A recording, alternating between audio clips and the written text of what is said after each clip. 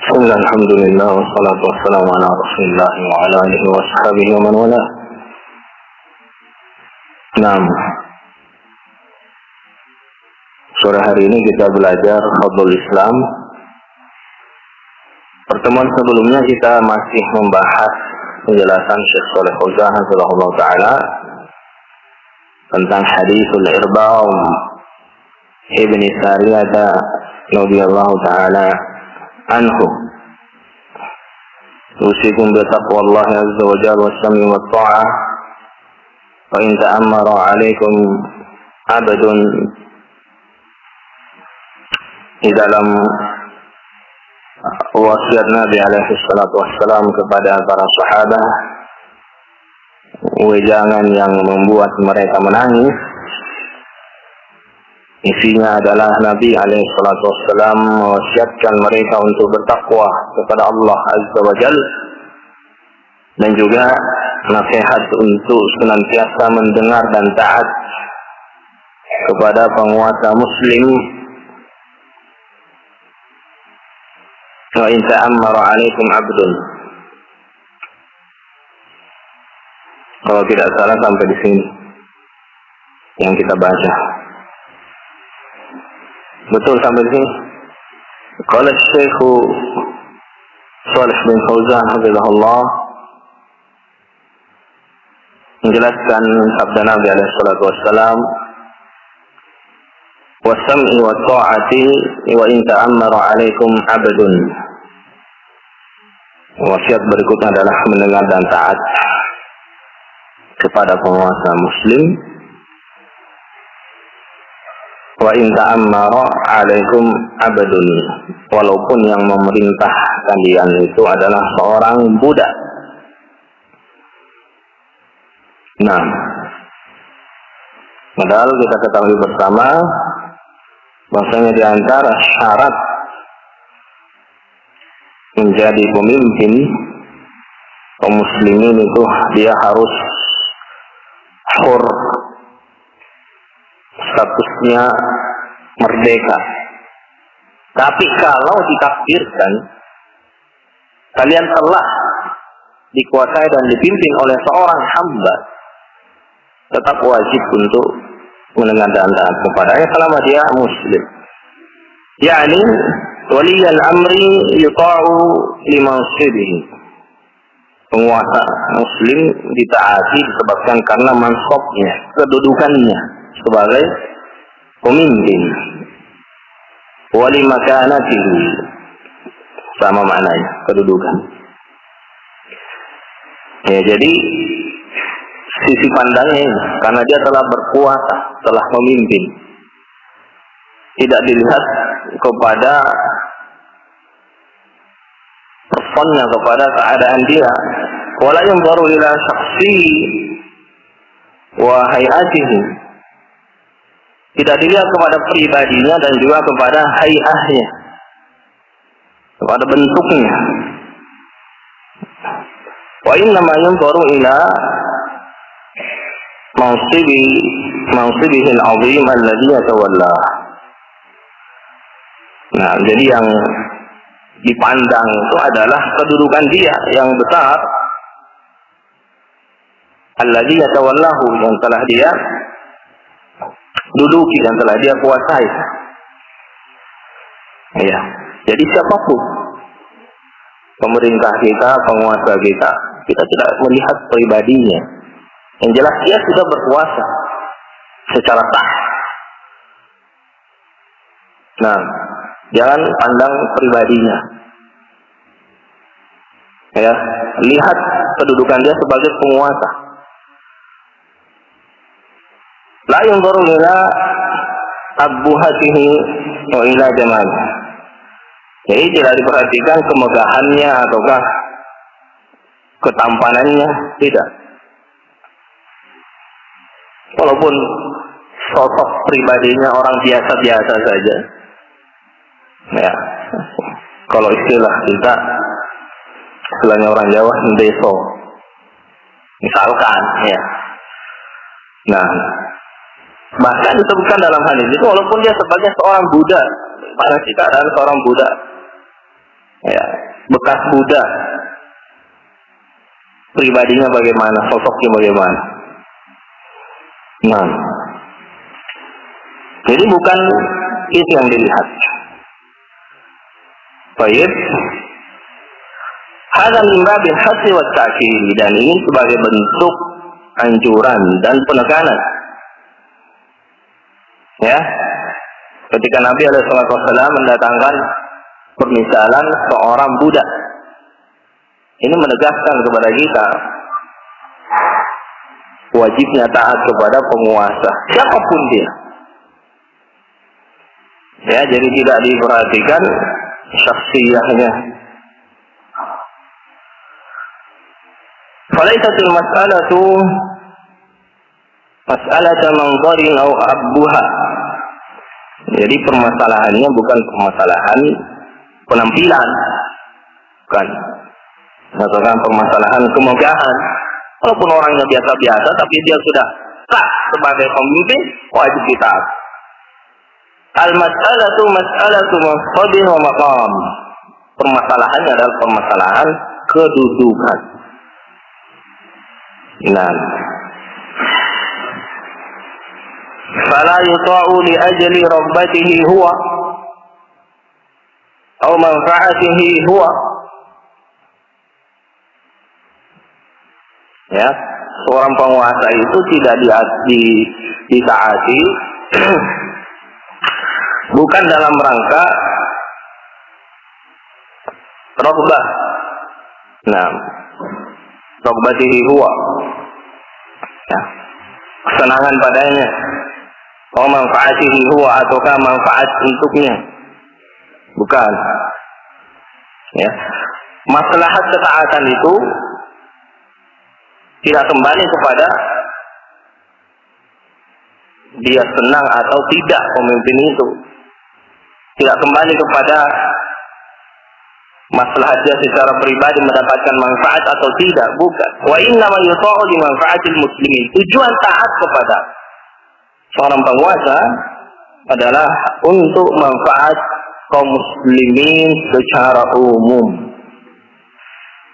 Jadi ini adalah maslahat umum yang diinginkan, bukan maslahat khusus. Ya. Nah, jadi jangan di dalam pikirannya, aduh nanti kalau saya taat kepada dia, saya tidak dapat maslahat, saya tidak dapat manfaat. Dengan taat kepada dia percuma. Bukan maslahat kamu, tapi maslahat kaum muslimin secara umum. Ya, tidak memandang 1, 2, 3 orang. Bukan maslahat 1, 2, 3 orang yang dipandang. Bukan maslahat yang enggan taat, apakah maslahat yang ditaati, bukan. Tapi maslahatnya untuk kaum muslimin secara umum. Ini yang diinginkan, barakallahu fiikum. Jadi maslahat umum itu lebih dikedepankan daripada maslahat khusus. Nah, baik. Matan berikutnya, fa innahu man ya'ish minkum fa sayara ikhtilafan katsira. Kata Nabi alaihi salatu wasallam, sungguhnya barang siapa di antara kalian yang memiliki umur yang panjang, ya'ish, ya, diberikan oleh Allah Subhanahu wa taala umur yang panjang sehingga dia hidup di masa depan, fa sayara ikhtilafan katsira, dia akan melihat ikhtilaf, perselisihan yang banyak. Ini adalah khabar dari Nabi alaihi wasallam, alladzi la yantiqu 'anil hawa in huwa illa wahyu yuha. Wahyu, sumbernya wahyu, bukan ramalan. Sebagian orang mengatakan telah benar ramalan Rasulullah. Ini ungkapan yang berbahaya. Nabi bukan peramal. Nabi itu utusan Allah, manusia pilihan, dapat wahyu. Bukan peramal. Ya, barakallahu fikum. Qala Syekh Hafizahullah, ada khabarun Ini adalah khabar dari Nabi SAW. Maknahu as-tahdhir, maknanya adalah peringatan. Khabar yang memiliki kandungan makna peringatan. Memperingatkan. Nabi mengkhabarkan tapi maksudnya adalah memperingatkan. Dia akan melihat perselisihan yang banyak. Artinya hati-hati kalian. Fa inna man talat hayatuhu fa sayara ikhtilafan. Sungguhnya barang siapa yang memiliki umur yang panjang, dia akan melihat perselisihan. Hadza fi asr sahabat. Ini di masa sahabat. Fa kaifa ba'da tatawal az-zaman? Maka bagaimana lagi setelah zaman itu terus berlalu? Ya, setelah zaman para sahabat.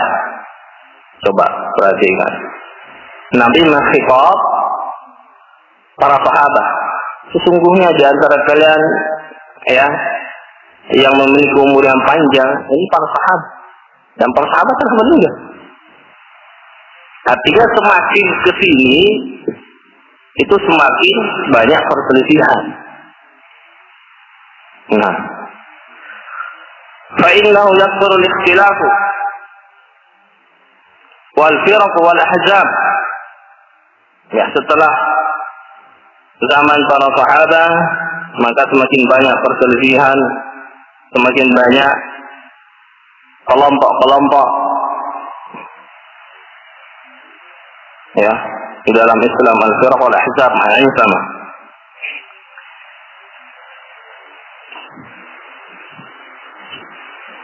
Seperti zaman kita sekarang. Nah, sudah banyak sekali kelompok. Ya. Nah, dia mengaku Ahlus Sunnah dan yang selain mereka yang tidak mengaku Ahlus Sunnah. Yang mengaku Ahlus Sunnah saja banyak. Ya. Fal wajibu inda dzalika tamassuku bi sunnati Rasul sallallahu alaihi wasallam. Sehingga yang wajib ketika terjadi itu isyarat kembali kepada ikhtilaf. Ya. Kasratul ikhtilaf wal firaq wal ahzab. Ketika terjadi banyaknya perselisihan dan kelompok-kelompok, yang wajib adalah berpegang teguh dengan sunnah Rasul sallallahu alaihi wasallam. Nah, ini yang wajib. Ketika terjadi perselisihan dalam berbagai permasalahan.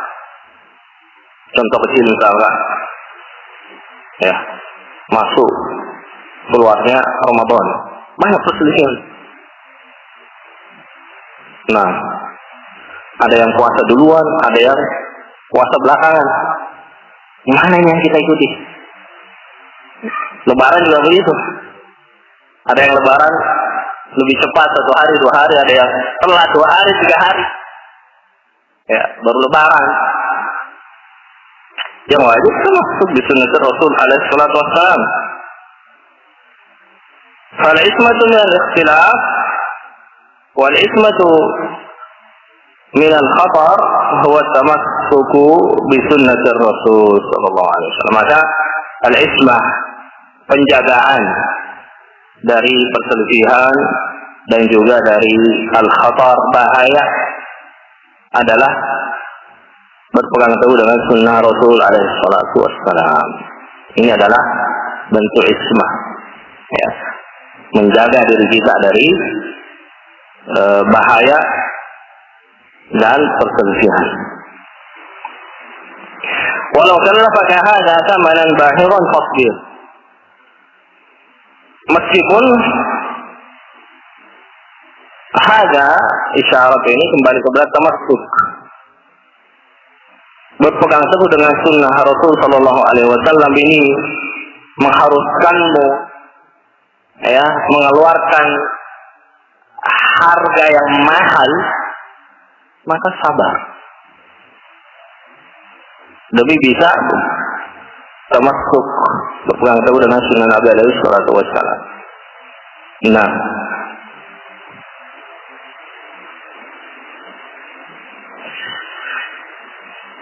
Ini penjelasan potongan hadis fa innahu man ya'ish minkum fasayara ikhtilafan katsira. Ya, jadi ini adalah khabar dan Nabi alaihi salatu wasallam akan terjadi banyak perselisihan dan perpecahan. Maknanya adalah tahdzir supaya kita berhati-hati dengan cara kita berpegang teguh dengan sunnah Nabi alaihi salatu wasallam. Wal muradu bi sunnati dan makna sunnati dalam hadis wa alaikum bi sunnati, wajib kalian berpegang dengan sunnahku. Maknanya adalah tariqatu sallallahu alaihi wasallam, jalan Nabi alaihi salatu wasallam, tariqahnya Nabi alaihi salatu wasallam. Ya. Nah, sunnah di sini maknanya tariqah. Bukan sunnah artinya jika dikerjakan dapat pahala, kalau ditinggalkan tidak apa-apa. Itu makna dalam seperti fikih. Sekarang kita membahas manhaj. Ya, kalau pembahasannya manhaj, sunnah artinya jalan hidup Nabi, mencakup akidah, ibadah, muamalah, dan seluruh aspek keagamaan. Cakupannya luas. Tapi kalau membahas fikih, disebutkan ini mustahab, ini sunnah, itu artinya apa? Dikerjakan dapat pahala, ditinggalkan tidak berdosa. Jadi makna sunnah dalam hadis ini adalah thariqah, jalan Nabi alaihi salatu wasallam yang mencakup seluruh aspek keagamaan, akidah, ibadah, muamalah, suluk, manhaj, dakwah dan seterusnya. Fa'alaikum bisunnati wa sunnatil khulafa'ir rasyidin al-mahdiyyin min ba'di, dan juga wajib bagi kalian berpegang dengan sunnah al-khulafa'ir rasyidin al-mahdiyyin min ba'di Abu Ali bin Nawajid. Siapa yang dimaksud al-khulafa'ir rasyidun? Humul khulafa'ul arba'ah. Mereka adalah 4 khalifah. Khulafa ar-rasyidun yang disifati dengan rasyidun, mendapatkan petunjuk dan bimbingan, terbimbing. Mereka adalah 4 khalifah. Nah, jadi tidak kurang dari 4, tidak lebih dari 4. Tidak ada yang ke-5, ke-6 dan ke-7, tapi hanya 4 khalifah ini yang dimaksud. Abu Bakrin, wa Umar, wa Utsman, wa Ali radhiyallahu anhu. 4. Nah, Abu Bakar dan Umar, ya, sahabat Nabi alaihi wasallam yang paling dekat dengan beliau dan sekaligus sebagai orang tua dari istri beliau. Abu Bakar orang tua dari Aisyah, bapak dari Aisyah, Umar bapak dari Hafsah, Utsman menantu beliau, Dzun Nurain yang memiliki 2 cahaya, pemilik 2 cahaya, menikahi 2 putri Nabi alaihi wasallam. Nah, wa Ali adalah ibnu ammi alaihi salatu wassalam, sepupu beliau. Nah, haulai humul khulafa ar-rasyidun. Mereka inilah al-khulafa ar-rasyidun. Kenapa dikatakan demikian? Li'anna amalahum, ya, kenapa kita diperintahkan berpegang teguh dengan sunnah mereka khulafa ar-rasyidun? Li'anna amalahum tawqidun li sunnatir rasul sallallahu alaihi wasallam wa tathbitul laha. Karena amalan mereka, sunnah mereka adalah bentuk tauqid dan tasbih, ya, penguatan, ya, menguatkan, ya. Nah, sunnah Nabi alaihi salatu wasallam bukan termasuk sunnah baru, ya. Nah, tapi sebagai bentuk tasbih, sebagai bentuk pengokohan terhadap sunnah Rasul alaihi salatu wassalam. Wa qalu Abu Ali bin Nawajid, gigitlah dengan gigi geraham, hada min syiddatil hirs. Ini adalah bentuk semangat yang kuat, berpegang teguh. Syabbahal waqi' fil fitan. Nabi alaihi salatu wassalam memperumpamakan seorang yang jatuh di dalam fitnah kal waqi'i fil lujjah, seperti seorang yang terjatuh ke dalam lubang la yanju minha illa bihablin ya'tasimu bih. Nah, dia tidak akan selamat darinya kecuali dengan tali yang dia berpegang teguh dengannya. Wa yumsiku al-habla, dan memegang kuat tali tersebut. Ya, seperti yang seorang yang terjatuh ya di al-lujjah. Lujjah ini di lautan ya, di lautan. Barakallahu fiikum. Yang penuh dengan ombak. Supaya dia selamat, tidak tenggelam, dia harus berpegang teguh dengan tali. Kalau anna al-habla infallat minhu ghariqah, kalau seandainya tali tersebut yang lepas darinya, maka dia akan tenggelam. Fahuwa min hirsihi 'ala al-habli, maka dia dengan semangatnya berpegang dengan tali tersebut, ya'addu 'alaihi bi'adrasihi, dia menggigitnya dengan gigi geraham. La yastahi bi-imsakihi biyadihi, la yastahi bi-imsakihi biyadihi, dia tidak mencukupkan dengan memegang dengan kedua tangannya. Ya, tidak mencukupkan dengan memegang tali tersebut dengan dua tangannya. Nah, bal ya'addu 'alaihi bi'adrasihi, bahkan dia menggigitnya dengan gigi gerahamnya. Ya, bayangkan saja antum tercebur di lautan, misalkan laut lepas ya, yang dalam, terus antum dilemparkan tali. Kalau memegang tali hanya dengan dua tangan saja agak cukup. Ya, karena takutnya dia tenggelam, dia di samping memegang dengan dua tangannya, dia juga menggigit tali tersebut dengan gigi gerahamnya, dengan aturosnya. Nah, supaya terpegang kuat. Hada min syiddatil khatar wa syiddatil hirs 'ala najah. Ini disebabkan karena bahaya yang sangat ya. Nah, jadi dia sudah berada di tengah-tengah bahaya yang membinasakan.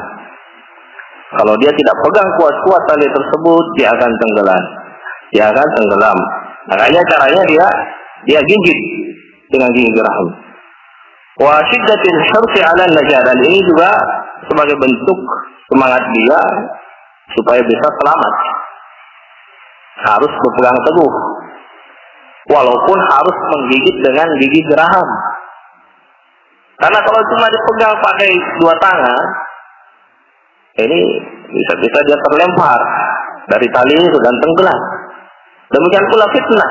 Kalau berpegang teguh dengan agama, santai-santai saja, ya seadanya,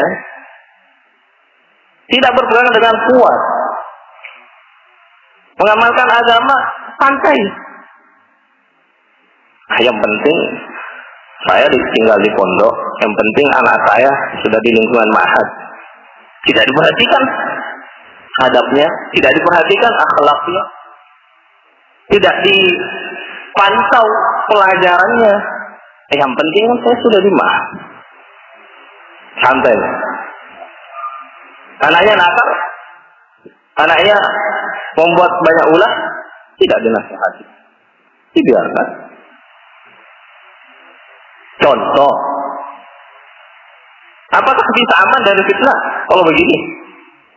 Tidak.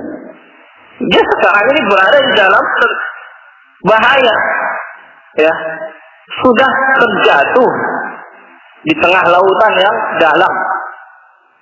Kira-kira orang yang jatuh di tengah lautan yang dalam yang penuh dengan ombak, dia santai nggak ketika dilemparkan tali kepadanya? Santai nggak? Atau dia akan berusaha sekuat mungkin supaya selamat? Nah, kita ini sekarang sudah terjatuh, ya. Kita ini sekarang berada di tengah-tengah fitnah, seperti halnya orang yang berada di tengah-tengah samudera yang luas yang dalam. Zaman fitnah sekarang, nggak bisa santai-santai. Kalau santai nggak bisa. Oleh karena itu, tidak sedikit kita dengar, subhanallah, orang tuanya multazim, masya Allah, orang tuanya rajin sekali, orang tuanya rajin ta'awun, tapi anaknya, ya pertama, ya tentu ini perkara hidayah, kemudian juga tanggung jawab orang tua, karena yang ditanya orang tua. Nah, barakallahu fiikum. Sebabnya karena santai.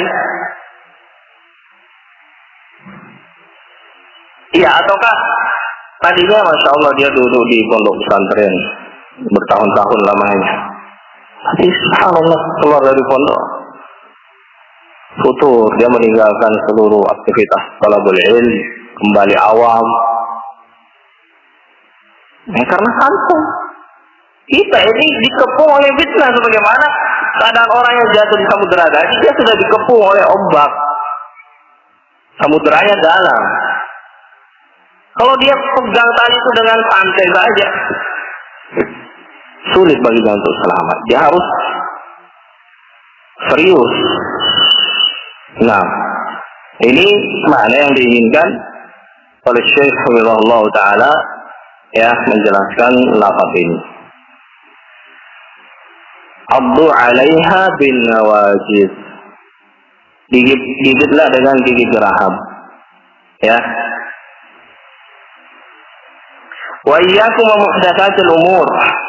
Nah, jadi makna gigitlah dengan gigi geraham, ya, amalkan agama dengan serius, ya, betul berpegang teguh dengan agama Islam.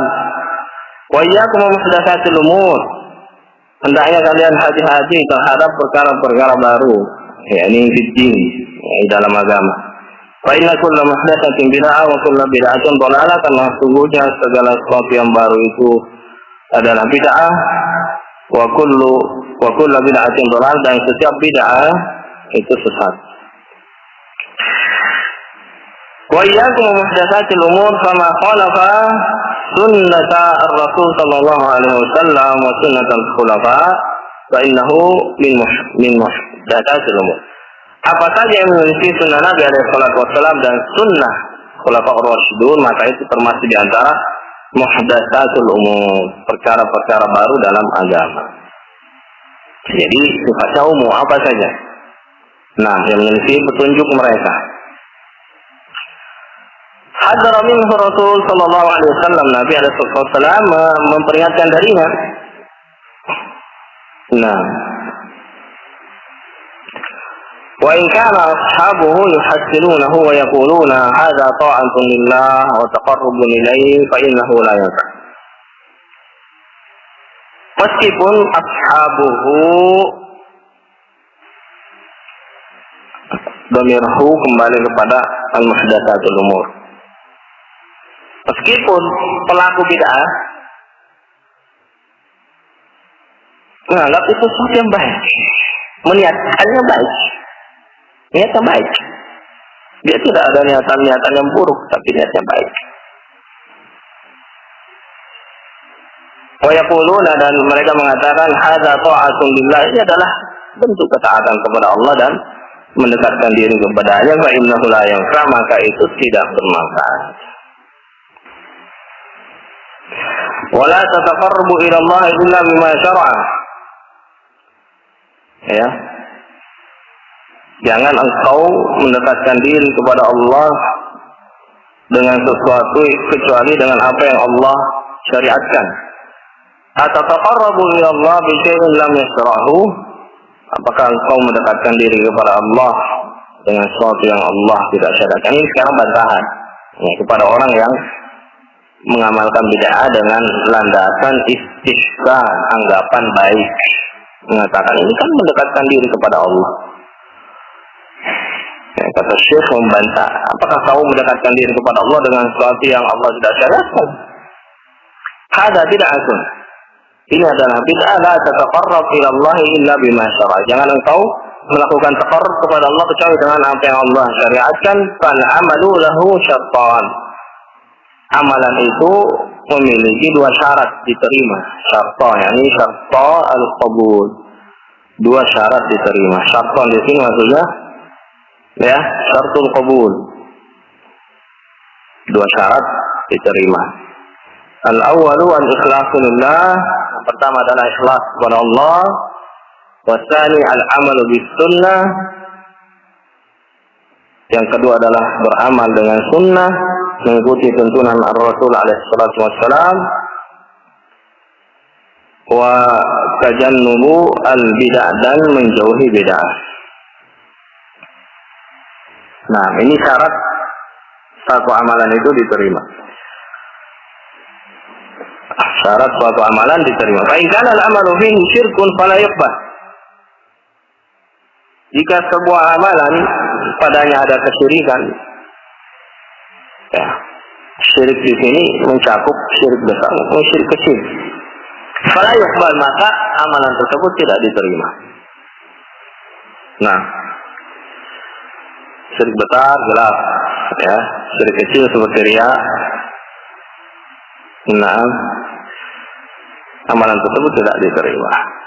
Dan pembahasan tentang riya menggugurkan amalan ada rinciannya, tergantung amalan tersebut, ya, apakah dia bersambung dari awal hingga akhir ataukah terputus-putus. Contoh misalkan baca Quran, ketika dia baca ayat pertama dan kedua dia riya, hingga ayat ketiga, keempat, kelima riyanya hilang, dia lawan. Yang tidak diterima hanyalah bacaan ayat pertama dan kedua, 3, 4, 5 yang dia ikhlas padanya dan dia melawan riya. Ya, pada amalan tersebut maka itu diterima. Ada juga amalan yang sifatnya menyatu, bersambung dari awal amalan hingga akhir, seperti sholat misalnya.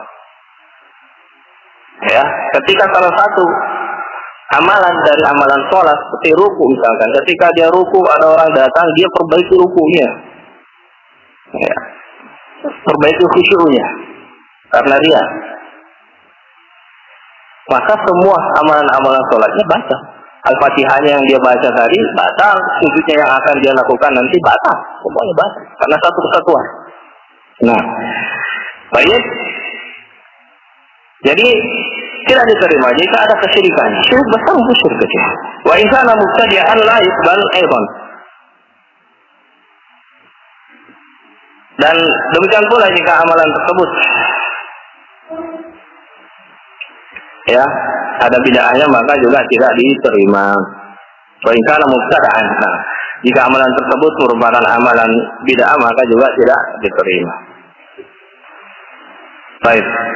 Kita selesaikan, tinggal 2 paragraf lagi. Kenapa kita agak banyak membaca? Karena kita ingin segera menyelesaikan kitab ini, kita ingin pindah ke kitab berikutnya, ya.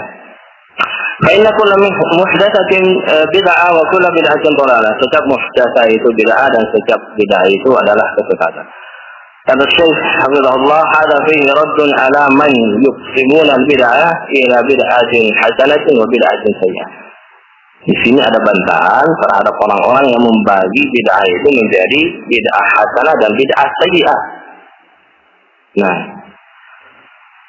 ya, banyak orang-orang atau kelompok secara khusus atau bid'ah ya ingin membenarkan bid'ah mereka mengatakan bid'ah itu ada 2. Ada bid'ah hasanah, ada bid'ah sayyi'ah. Nah, hadis ini bantahan kepada mereka. Ya, karena datang dengan lafaz umum, kullu bid'ah, semua bid'ah itu sesat. Ya, tidak ada yang baik. Kemudian Syekh di sini menyebutkan syubhat yang mereka bawakan. Qalu, mereka mengatakan, inna Rasul sallallahu alaihi wasallam qala man sanna fil islami sunnatan hasanatan. Barang siapa yang melakukan sunnah yang baik dalam Islam, ya. Nah, lanjutan ayat ini, lanjutan hadis ini, falahu ajruha wa ajru man amila biha ila yaumil qiyamah. Maka baginya adalah pahalanya dan pahala orang yang mengamalkan. Ini dalil mereka mengatakan bid'ah itu ada bid'ah hasanah. Bagaimana bantahannya? Kata Syekh Nabul lam yaqul sallallahu alaihi wasallam man ibtada'a fi Islam bid'atan hasanatan. Nah, jadi pendalilan mereka dengan hadis ini keliru. Ya, hadis Jarir riwayat Muslim. Nah, hadis Jarir riwayat Muslim keliru. Kenapa? Karena Nabi SAW tidak mengatakan barang siapa yang melakukan bid'ah di dalam Islam bid'ah hasanah. Kami tidak mengungkapkan demikian.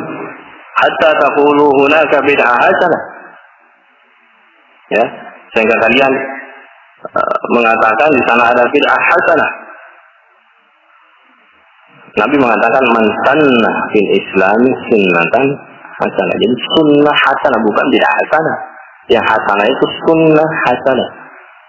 Jadi sunnah itu ada dua, ada sunnah hasanah, ada sunnah sayyi'ah. Sunnah dalam artian atau definisinya lugawiyah, ya, bahasanya. Nah, dalam artiannya secara bahasa, sunnah itu ada dua, sunnah hasanah, ada sunnah sayyi'ah. Nah, baik. Jadi bukan bid'ah hasanah. Wa ma'na sunnah, wa ma'na sanna fil Islam sunnatan hasanah, dan makna